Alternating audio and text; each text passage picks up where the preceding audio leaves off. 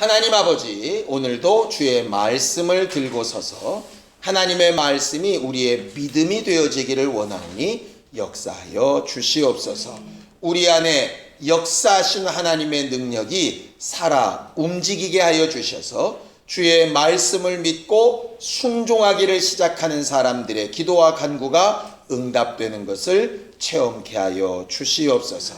믿음으로 헌금한 손길들 위에 복을 주시고 하나님의 나라가 우리 각각의 심령에 이루어져 가는 것을 간증하며 사는 복이 있게 도와주시옵소서.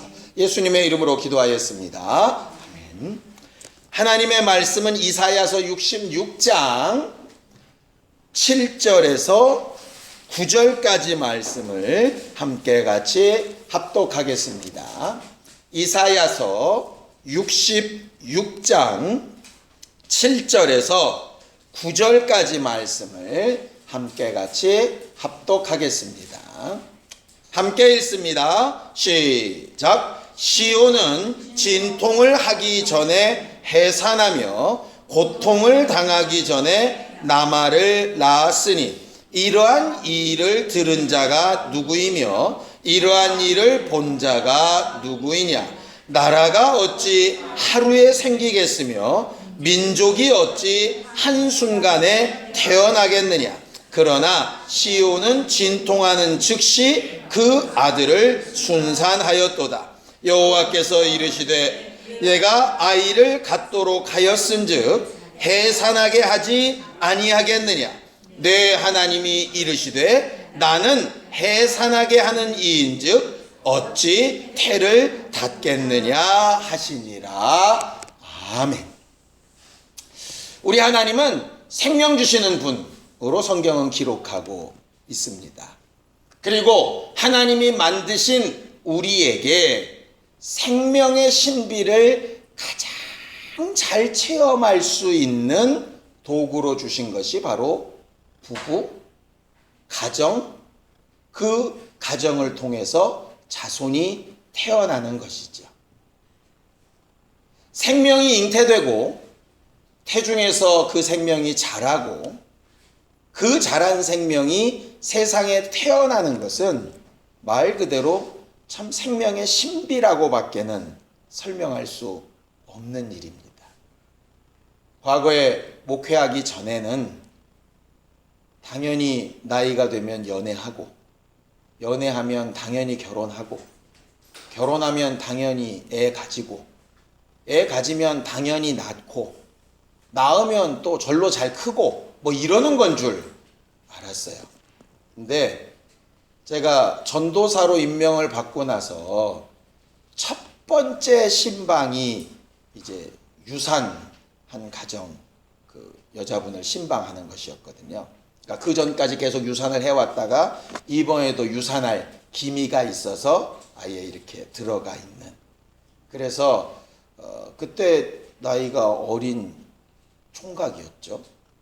새파란 전도사가 신방이라고 가기는 갔는데 배가 좀 이렇게 나온 임산부를 눕혀놓고 기도를 해달라고 하는데 이걸 뭘 어떻게 기도를 해야 되는 건지, 기도를 할 때 이 손을 어디다 얹어야 되는 건지 참 민감하기도 하고 난감하기도 하고, 더군다나 그 방은 또 왜 그렇게 더운지, 땀은 삐질삐질 나고 참 난감한데 임산부는 내 손을 끌어다가 자기 배에다 얹고 저번에 뭔 기도를 어떻게 했는지 모를 만큼, 그러면서 느꼈던 것이 뭐냐면 이게 참 쉬운 일이 아니다. 정말 쉬운 일이 아니다. 이런 생각을 했던 기억이 납니다. 작년엔가요? 아이 한 명을 낳고 기르는데 양육 비용이 3억 97만 원인가? 이렇게 든대요. 1인당 평균. 그러니까 2명 기르려면 6억 드는 거고, 이제 3명 하려면 한 10억 가까이 든다고 그러더라고요. 그러니까는 가지는 것도 힘든데 제대로 유산 않고 낳는 것도 힘들고, 낳아놓으면 이걸 기르는 것도 이게 만만치 않고, 사실은 이게 우리 힘으로 되지 않는 거죠. 아까 기도회를 오면서 집사람하고도 얘기를 했습니다. 참 과거에 직장을 다니다 그만두고 내가 우리 아이들을 어떻게 먹여 살려야 되지? 그런 걸 고민했던 적이 있었었는데 지금 생각해 보니까 참 한 끼도 굶은 적 없고 도리어 너무 먹어서 살이 쪄서 고민일 만큼 그렇게 이렇게 살아온 것 보면 참 너무너무 감사하다. 한 걸음 더 나아가면 그때는 두 아이를 책임질 능력이 없을 것 같아서 둘로 끝냈는데 셋째를 낳았어도 또 잘 먹여 살렸겠다. 왜? 어차피 내가 하는 게 아니니까. 이제 이 생각이 이제 들었었어요. 오늘 성경에 보면 하나님은 잉태하게 하시고 해산하게 하시는 분이라고 이렇게 말을 하죠. 하나님은 잉태하게 하시고 해산하게 하시는 분인데 우리는 왜 이렇게 잉태하는 것도 힘들고 또 그것을 잘 낳는 것도 힘들고 그것을 기르는 것도 힘들고 왜 그렇게 됐을까? 왜 그렇게 됐죠? 여러분들 말씀에서 잘 알지 않습니까? 창세기 3장에 있는 거. 네, 죄의 결과로 거기 보면 잉태하는 고통을 크게 더하리라 이렇게 돼 있어요. 자꾸 사람은 해산 고통이라 해산 고통으로 안 돼 있습니다. 잉태하는 고통을 크게 더하리라 했어요. 그러니까 하나님이 잉태케 하시고 하나님이 해산케 하시고 하는 일이 가장 자연스러운 일인데 여자가 죄송합니다. 이게 남녀 차별을 하는 게 아니니까 이해하세요. 여자가 남편에게 주어졌던 하나님의 말씀대로 살려고 한 게 아니라 뱀의 말을 듣고 스스로 살려고 하는 순간에 죄가 들어왔고 하나님은 스스로 살려고 하는 자를 다리를 분질러 가지고 그렇게 못 살게 하시는 분이 아니라 자기 스스로 살겠다고 하면 스스로 살아보도록 허락하시는 분이라고 성경에 되어져 있어요. 그것도 멀리도 아닙니다. 오늘 본문 바로 앞에 있습니다. 자, 성경을 보죠. 66장 3절 4절입니다. 이사야서 66장 3절 4절입니다. 함께 읽습니다. 시작. 소를 잡아 드리는 것은 살인함과 다름이 없이 하고 어린 양으로 제사 드리는 것은 개의 목을 꺾음과 다름이 없이 하며 드리는 예물은 돼지의 피와 다름이 없이 하고 분향하는 것은 우상을 찬송함과 다름이 없이 행하는 그들은 자기의 길을 택하며 그들의 마음은 가증한 것을 기뻐한즉 나 또한 유혹을 그들에게 택하여 주며 그들이 무서워하는 것을 그들에게 임하게 하리니 이는 내가 불러도 대답하는 자가 없으며 내가 말하여도 그들이 듣지 않고 오직 나의 목전에서 악을 행하며 내가 기뻐하지 아니하는 것을 택하였음이라 하시니라. 그렇게 되어져 있어요. 좀 이렇게 강압적인 부모와 같이 잘못 선택을 하면 좀 저주를 하시거나 아니면 막 좀 진노를 부으시거나 이래서 못 살게 하시면 좋을 것 같은데 하나님은 스스로 살고 싶어서 자기들 나름의 예배를 드리고 싶어서 하나님의 음성에 귀를 닫고 하나님이 원하시는 것과 다른 것을 스스로 선택하기 시작하면 나는 또 그렇게 해보라고 이렇게 내놓는 하나님이라고 이렇게 말씀하시는 거죠. 사실 우리가 지금까지 계속 이사야서를 통해서 봐왔던 바벨론 포로라고 하는 상황이 바로 그 내용입니다. 이스라엘이 잘못됐기 때문에 저주를 하셨다는 결과라기보다는 결국 자기들이 선택한 것에 하나님께서 그냥 허락하신 결과이지요. 근데 하나님은 왜 그렇게 유혹을 역사하실까? 왜 하나님은 유혹을 역사하실까요? 1번 유혹받아서 죽어버리라고, 2번 유혹 다음에 내게로 돌아오는 길을 찾으라고. 몇 번입니까? 진짜 2번입니까? 정말 그렇게 생각합니까? 진짜로 그렇게 생각하셔야 되는 거예요. 유혹을 역사하시는 하나님이란 것을 1번으로 해석하기 시작하면 여러분들은 하나님을 굉장히 오해하는 사람들이에요. 왜냐? 그 바로 앞에 2절에 그 내용을 말씀하고 계세요. 자, 2절 보겠습니다. 2절 함께 읽습니다. 시작. 나 여호와가 말하노라. 내 손이 이 모든 것을 지었으므로 그들이 생겼느니라. 무릇 마음이 가난하고 심령에 통회하며 내 말을 듣고 떠는 자 그 사람은 내가 돌보겠다 그러셨어요. 하나님의 마음은 이것이에요. 그런데 이런 것이 싫어서 너희 스스로 살기를 선택한다면 해보라는 거예요. 마치 탕자가 아버지 재산 다 주면 내가 마음 놓고 써보겠다고 할 때 말리지 않는 아버지 같이 해보라는 거예요. 뜨거운 거를 만지면 될 것 같은데 그래도 굳이 대보겠다고 하면 손 대보라는 거예요. 그리고 깨달으라는 거예요. 우리는 자꾸 하나님이 잘못하면 하나님이 때리셔가지고 막 돌이키신다고 생각을 하는데요. 하나님의 방법은 하나님이 때려서 돌이키시는 방법보다는 그들이 선택한 것의 결과가 얼마나 나쁜지를 보게 해서 돌아오게 하시는 거예요. 왜냐하면 그냥 때려서 가르치면요, 여전히 뭐가 남냐면 미련이 남아요. 마치 내가 지금 부인이 아니라 그때 미스김이랑 결혼했으면 얼마나 좋았을까, 이거랑 똑같은 거예요.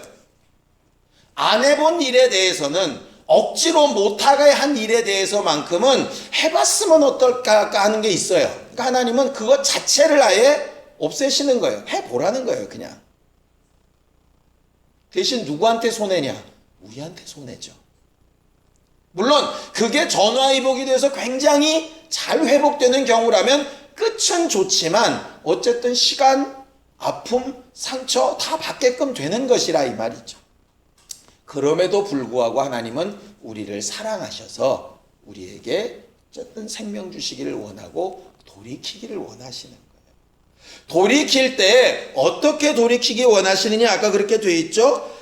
무릇 마음이 가난하고 이렇게 돼 있어요.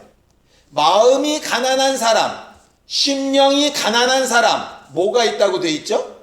복이 있다고 돼 있죠. 또 하나님께서는 하나님의 영을 부으셔서 복음을 전하게 하시는데 누구한테 복음을 전하신다고 말씀하셨습니까? 가난한 자에게 복음이 전파된다고, 겸비한 자에게 복음이 전파된다고 그랬잖아요. 제가 그 겸비라는 말씀을 설명드렸죠. 도움이 없이는 살 수 없다는 사실을 인정하는 것. 남의 도움이 없이는 살 수 없다는 걸 인정하는 사람은요, 절대로 뭐를 내세울 수 없냐 하면 자존심을 내세울 수 없어요. 왜? 자존심을 내세우는 순간에 죽어요. 그래서 겸비한 사람이란 얘기는요, 자존심을 꺾은 사람이란 얘기예요. 도움 없이는 살 수 없다고 고백하는 사람이라는 얘기예요. 창피한 마음, 부끄러운 마음, 남들이 날 어떻게 볼까, 뭐 이런 거에 대한 마음을 잡아 꺾은 사람이라는 얘기예요.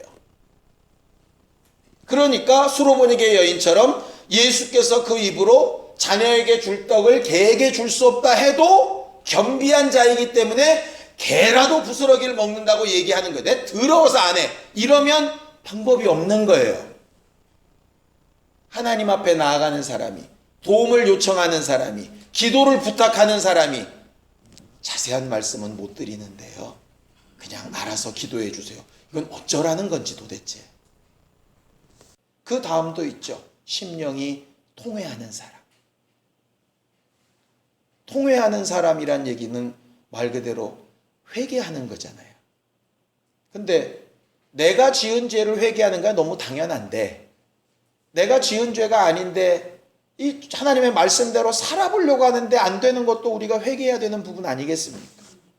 그런 통회함이 있는 자가 얼마나 하나님의 도움을 잘 받을 수 있겠어요.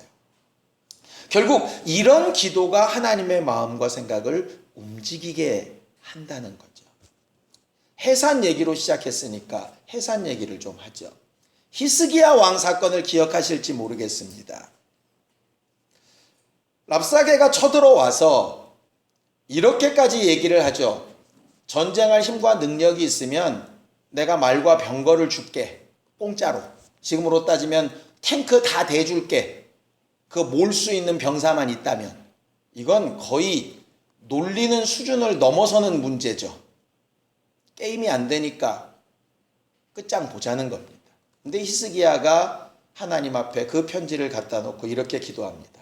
하나님, 잉태는 했는데 해산할 힘이 없습니다. 우리를 좀 도와주세요. 그 잉태는 했는데가 뭡니까? 하나님이 약속한 말씀이 있고 하나님이 선택하셨다는 믿음도 있고 하나님이 우리 편이라는 자긍심도 있는데 이거를 현실화시킬 수 있는 힘이 없는 거예요. 유산되게 생긴 거예요. 그러니 이걸 잉태케 하신 이가 하나님이시니까 해산하는 힘을 하나님 좀 주세요 라고 말하는 거죠. 오늘 성경에 보면 하나님께서 본문에 이렇게 얘기하십니다. 시온은 어떤 사람들이냐?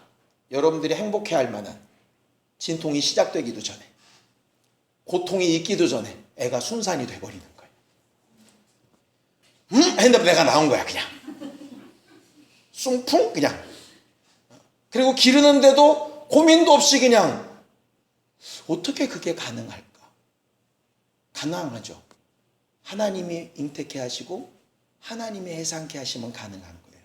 근데 왜 괴로울까?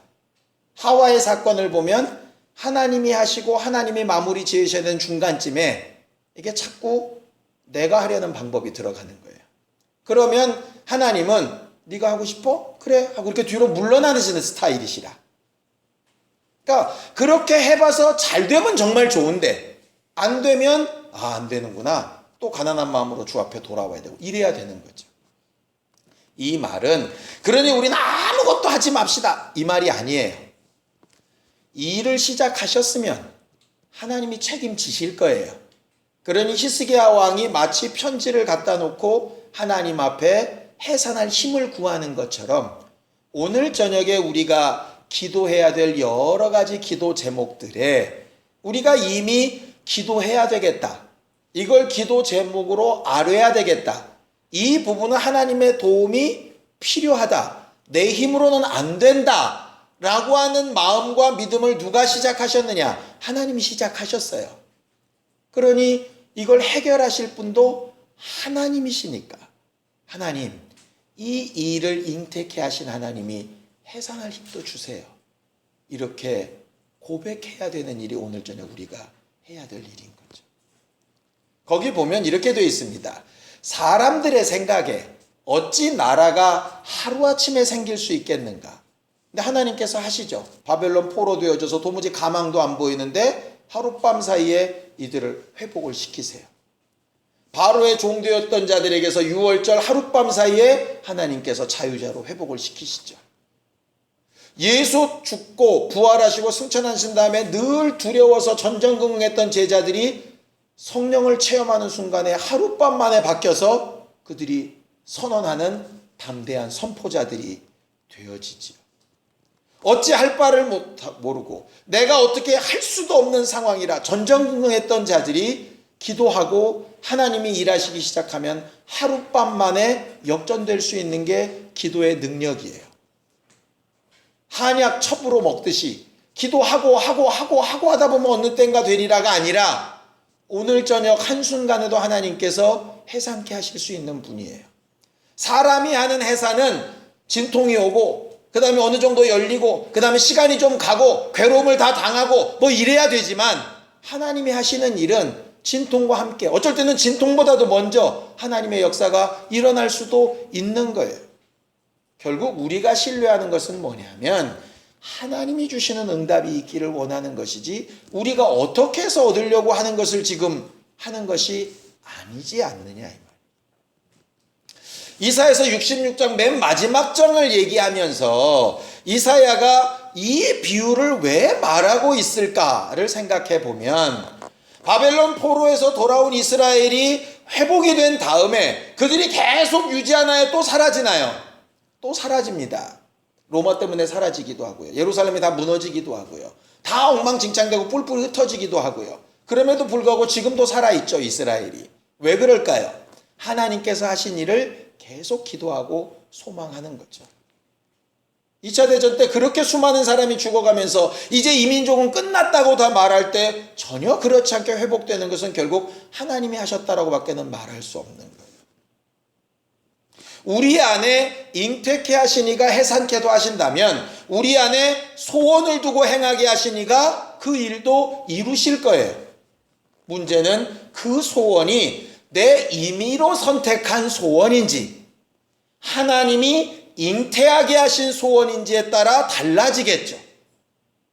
그래서 사실 기도할 때 기도의 제목 자체가 하나님으로부터 온 것인지 나로부터 시작된 것인지 구별하는 건 굉장히 중요한 문제예요. 지난 수요일 날 우리가 예배 때 말씀을 나눴었죠. 무슨 권위로 이런 일을 하느냐 할 때 예수께서는 단 한마디로 물으십니다. 그 권위가 하늘로서냐 사람들로부터냐. 결국 사람들로부터라면 제대로 된 잉태도 아니고 제대로 된 잉태가 아니니 제대로 해산할 힘도 없어요. 근데 하늘로부터 온 것이라면 하나님이 이루실 거죠. 그걸 사도 바울은 이렇게 설명합니다. 자, 빌립보서 1장 6절입니다. 빌립보서 1장 6절입니다. 함께 읽겠습니다. 빌립보서 1장 6절입니다. 함께 읽습니다. 시작. 너희 안에서 착한 일을 시작하시니가 그리스도 예수의 날까지 이루실 줄을 우리가 확신하노라 그랬어요. 우리 안에서 착한 일을 시작하시니가 그분이시기만 하다면 그 일을 이루시는 것도 하나님이실 것이라고 말하고 있죠. 오늘 우리는 히스기야처럼 해산하는 능력이 하나님으로부터 있기를 기도하고 간구하는 심령들이 되기를 예수님의 이름으로 축원합니다. 복을 명하시고 복음이 선포되는 대상으로 삼으신 심령이 가난하고 겸비한 사람, 자존심을 세우지 않는 사람, 통회하며 말씀대로 행하지 못하고 있는 사실을 고백하고 인정하는 사람, 마치 탕자가 아버지 앞에 돌아올 때에 자기의 모든 것을 그대로 적나라하게 드러내고 그럼에도 불구하고 아버지 집에서 살 수 있는 자격을 좀 달라고, 종으로라도 살 수 있는 자격을 달라고까지 자존심을 내려놓고 주의 도움으로 살려 했던 것처럼 그렇게 기도할 수 있다면 우리는 오늘 저녁 하룻밤 만에 나라를 만드시는 것과 같은 역사를 볼 수 있을 거예요. 그런데 내가 목사인데, 내가 그래도 신앙생활을 어떻게 해왔는데, 사람들이 지금 나를 어떻게 보고 있는데, 그래도 내가 누구보단 좀 나은데, 만약에 이런 모양새라면 하나님은 여러분들이 그렇게 해보고 이게 안 되는 거구나 라고 시인하기까지 아마 우리들이 택한 길을 가도록 그냥 두고 보실 수도 있어요. 왜? 그쪽으로 가는 길에 후회가 없어야 되니까. 오늘 이 저녁에 좀 지혜롭고 하나님의 생명으로 풍성한 사람이 되기를 예수님의 이름으로 축원합니다. 이 시간 함께 같이 기도할 때 우리가 하나님으로부터 온 소원, 하나님이 시작하신 일, 하나님께서 만들기 시작하신 사역들이 우리 안에서 다 이루어지게 하여 주시옵소서. 함께 같이 기도하겠습니다.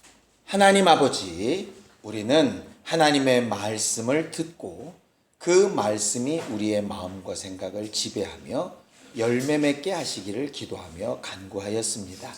하나님의 말씀이 우리의 심령에 잘 잉태되었사오니 잉태케 하신 하나님이 해산할 때까지 인내케 하시고 하나님께서 역사하시는 것을 보고자 하는 소망과 기쁨으로 우리 안에 충만케 하여 주시옵소서.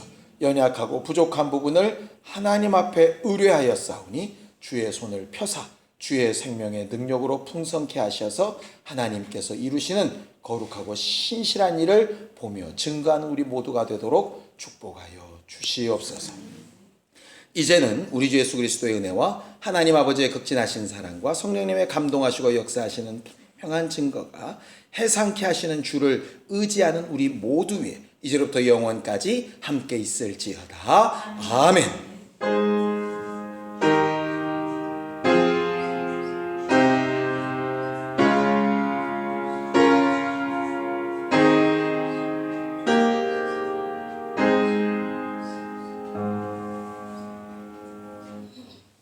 우리 기도 들으신 하나님 앞에 감사 놓고 끝내겠습니다. 수고하셨습니다. 감사합니다.